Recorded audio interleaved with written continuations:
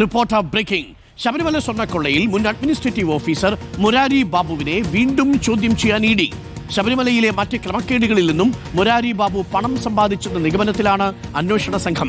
2019 മുതൽ 2025 വരെയുള്ള കാലയളവിൽ സ്വത്തുക്കളിൽ വൻ വർധനയുണ്ടായെന്നും ഇഡി കണ്ടെത്തി.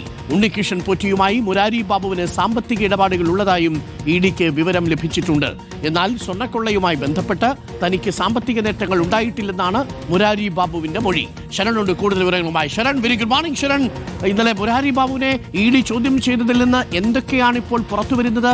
ഈ പോറ്റിയുമായി മുരാരി ബാബുവിന് സാമ്പത്തിക ഇടപാടുകൾ ഉണ്ടെന്ന് ഇഡി കണ്ടെത്തിയിട്ടുണ്ടോ?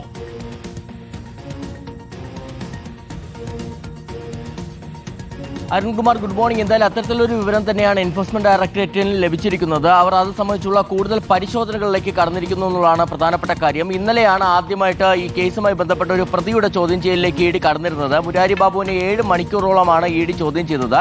2 കാര്യങ്ങളുടെ അടിസ്ഥാനത്തിലായിരുന്നു. ഒന്ന്, ബാങ്ക് അക്കൗണ്ട് വിവരങ്ങൾ ശേഖരിച്ചിരുന്നതിന് പുറമെ തന്നെ മുരാരി ബാബുവിന്റെ വീട്ടിൽ നടത്തിയ പരിശോധനയിൽ ആസ്തി വിവരങ്ങൾ ശേഖരിക്കുകയും ചെയ്തിരുന്നു. ഇത് വെച്ച് ചോദ്യം ചെയ്തപ്പോൾ മുരാരി ബാബു കൃത്യമായ മറുപടികൾ, അതായത് എല്ലാ ആരോപണങ്ങളും നിഷേധിക്കുകയാണ് ചെയ്തതെന്നുള്ളതാണ് ഇഡി പറയുന്നത്. പ്രധാനമായും ഉണ്ണികൃഷ്ണൻ പോറ്റിയുമായി തനിക്ക് സാമ്പത്തിക ഇടപാടുകളില്ല, സ്വർണ്ണക്കൊള്ളയുമായി ബന്ധപ്പെട്ട് തനിക്ക് സാമ്പത്തിക നേട്ടങ്ങൾ ഉണ്ടായിട്ടില്ല എന്നുള്ള മൊഴിയാണ് മുരാരി ബാബു നൽകിയിരിക്കുന്നത്. പക്ഷേ ആ മൊഴികൾ തന്നെ വലിയ രീതിയിൽ പൊരുത്തക്കേടുകൾ ഉണ്ടെന്നുള്ളതാണ് ഇപ്പോൾ എൻഫോഴ്സ്മെന്റ് ഡയറക്ടറേറ്റ് കണ്ടെത്തിയിരിക്കുന്നത്. അതിന് കാരണം 2019 മുതൽ 25 വരെയുള്ള കാലയളവ്, അതായത് സ്വർണ്ണക്കൊള്ള നടന്ന കാലത്ത് ഈ മുരാരി ബാബുവിന്റെ സ്വത്തുക്കളിൽ വൻ വർധന എന്നുള്ള കണ്ടെത്തലിലേക്കാണ് ഇഡി എത്തിയിരിക്കുന്നത്.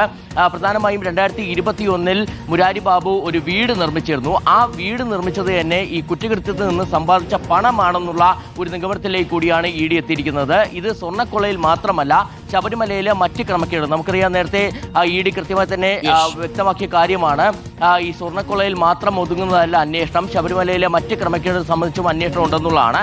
അപ്പോൾ അങ്ങനെ വഴിപാടടക്കമുള്ള മറ്റ് ക്രമക്കേടുകളിൽ നിന്ന് അനധികൃതമായി പണം സമ്പാദിച്ചിട്ടുണ്ട് മുരാരി ബാബു എന്നുള്ള നിഗമനത്തിലേക്ക് കൂടി ഇഡി എത്തുകയും ചെയ്തിട്ടുണ്ട്. ഇതിലടക്കം വ്യക്തത വരുത്താനാണ് വീണ്ടും മുരാരി ബാബുവിനെ ചോദ്യം ചെയ്യാൻ തീരുമാനിച്ചിരിക്കുന്നത്. ഈ മുരാരി ബാബുവിൽ മാത്രം ഒതുങ്ങുന്നതല്ല, നമുക്കറിയാം കൂടുതൽ പേരുടെ ചോദ്യം ചെയ്യലിലേക്ക് കടക്കുകയാണ്. ഇപ്പോൾ സ്വാഭാവിക ജാമ്യത്തിൽ പുറത്തിറങ്ങിയ മുൻ അഡ്മിനിസ്ട്രേറ്റീവ് ഓഫീസറായ എസ് ശ്രീകുമാറിന് കഴിഞ്ഞ ദിവസം ഇഡി നോട്ടീസ് നൽകിയിരുന്നു. അദ്ദേഹം ഇന്നല്ലെങ്കിൽ നാളെ ഇഡി ഓഫീസിൽ ഹാജരാകുമെന്നുള്ള വിവരമാണ് നമുക്ക് ലഭ്യമാകുന്നത്. അങ്ങനെ കൂടുതൽ പ്രതികളുടെ ചോദ്യം ചെയ്യലിലേക്ക് കൂടി ഇഡി പോവുകയാണ്.